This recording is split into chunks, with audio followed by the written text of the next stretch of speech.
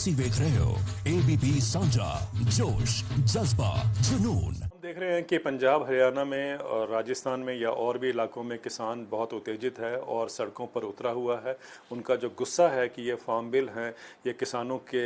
विरोध में किसानों के खिलाफ जाएंगे ये, तो उसका कारण एक बहुत स्पष्ट है, क्योंकि इस बिल के करके बाज़ार जो है देश का वो बहुत एक्साइटेड है और बाज़ार एक्साइटेड है, लेकिन किसान जो हैं अगर विरोध कर रहे हैं तो इससे एक चीज़ बहुत स्पष्ट समझ आती है कि ये बिल जो है जिस तरीके से बना है ये बाज़ार के लिए बना है, बाज़ार के हित में बना है, लेकिन किसान जो हैं वो जानते हैं कि उनके हित में ये बिल नहीं है। इसमें सबसे बड़ी दिक्कत ये है कि उनको ये लगता है कि पंजाब हरियाणा या और भी प्रदेश जहाँ पर कि मंडियों का एक विस्तार है, एक नेटवर्क है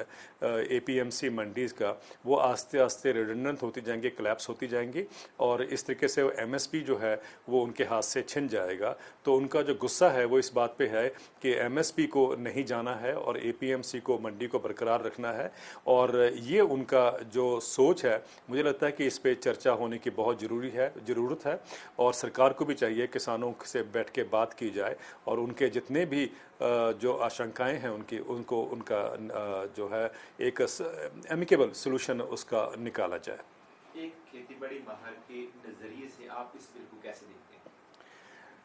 बिल में बहुत कमियां इसलिए हैं क्योंकि कहीं ना कहीं हम ये मान के चल पड़े हैं कि मार्केट्स जो हैं वो किसान को एक अच्छा दाम देंगी या अच्छा प्राइस देंगी उनकी फसलों पे, लेकिन मेरा ये मानना है कि जो बात हमने शायद नहीं चर्चा की है देश में, कि जहाँ से हमने ये बिल कट एंड पेस्ट किया है अमेरिका और यूरोप में, वहाँ पर ही ये जो सिस्टम है या ओपन मार्केट्स का जो एक ढांचा है वो कोलैप्स कर चुका है। और अमेरिका में तो ये जानना बहुत ज़रूरी है कि 7-8 दशकों से या 6-7 दशकों से ओपन मार्केट्स ऑपरेट करती हैं। वहाँ पर कोई MSP नहीं है, वहाँ पर कोई APMC मंडी नहीं है, वहाँ पर मार्केट्स ऑपरेट करती हैं, वहाँ पर कॉन्ट्रैक्ट फार्मिंग है, वहाँ पर वायदा बाज़ार है, वहाँ पर वॉलमार्ट जैसी बिग रिटेल कंपनियाँ हैं जिनके ऊपर कोई स्टॉक लिमिट नहीं है। लेकिन उसके बावजूद भी हम देखें तो अमेरिका में इस समय किसानों के ऊपर जो कर्जा है वो $425 बिलियन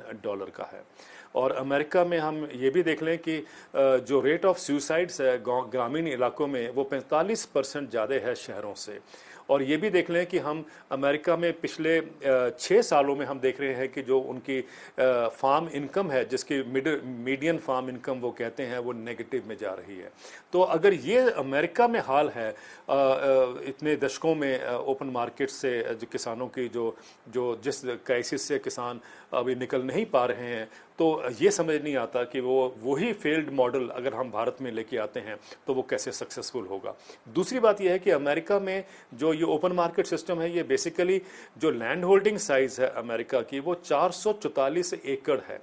हमारे देश में जो एवरेज लैंड होल्डिंग साइज़ है या जो रकबा है किसान का वो तकरीबन 3 या 4 एकड़ के एवरेज है। अगर ये मॉडल 444 एकड़ में ही सक्सेसफुल नहीं हुआ है तो हम ये कैसे मान के चल सकते हैं कि 3 एकड़ या 4 एकड़ के किसान के लिए भी ये सक्सेसफुल होगा। तो ये जो सोच है, शायद जब हम लोगों ने ये बिल बनाया या जहाँ से भी हमने कॉपी करने की कोशिश की, अगर हम ये बिल अपने देश की क्या रिक्वायरमेंट है, उसमें क्या मॉडिफिकेशन होनी चाहिए या उसमें क्या चीज़ें जो हैं जिनके ऊपर हमें जोर डालना चाहिए, अगर उसको देख के बनाया जाए तो मुझे लगता है कि ये बिल जो है ये किसान जो है उसको वेलकम करते। ये बहुत दुर्भाग्य है कि जब भी हम अपने रिफॉर्म्स करना चाहते हैं तो हम बाहर से जो उनके विकास के मॉडल हैं या खेती के मॉडल हैं उनको हम लेके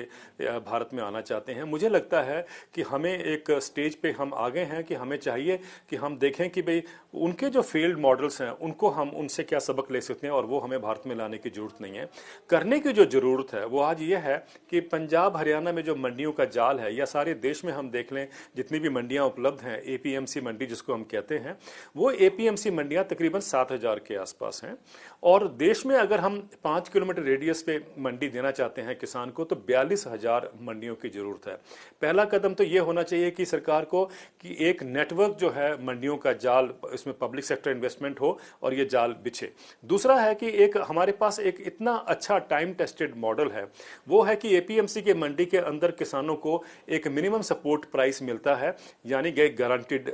प्राइस मिलता है। मिलता है, जो कि हम जानते हैं कि वो अब ओपन मार्केट्स जो हैं उतना प्राइस नहीं दे पाती हैं। और इसीलिए हमें चाहिए कि 23 फसलों के ऊपर एमएसपी अनाउंस होता है हर साल, लेकिन सिर्फ 2 फसलों पे खरीद होती है, यानी इफेक्टिवली वो 2 फसलों पे लागू होता है, वो है गेहूं और धान। चाहिए ये कि 23 की 23 फसलों के ऊपर हम एमएसपी अनाउंस करें, और एमएसपी जो अनाउंस किया गया है उसमें एक चौथा अधिनियम ये भी आ जाए, चौथा ऑर्डिनेंस सरकार एक लेके आए पार्लियामेंट में कि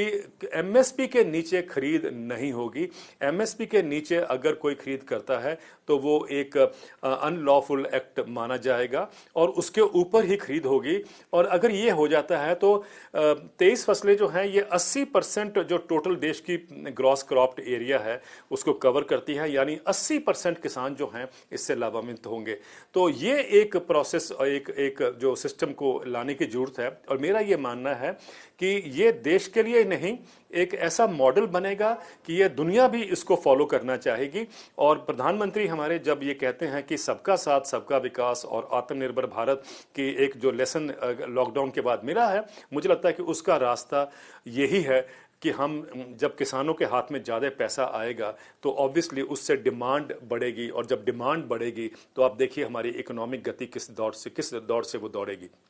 करने की जरूरत यह है कि हम 60 करोड़ किसानों को किस तरीके से ज़्यादा उनके हाथ में इनकम दे सकें, वो हमारा ऑब्जेक्टिव होना चाहिए। और वो एमएसपी और एपीएमसी के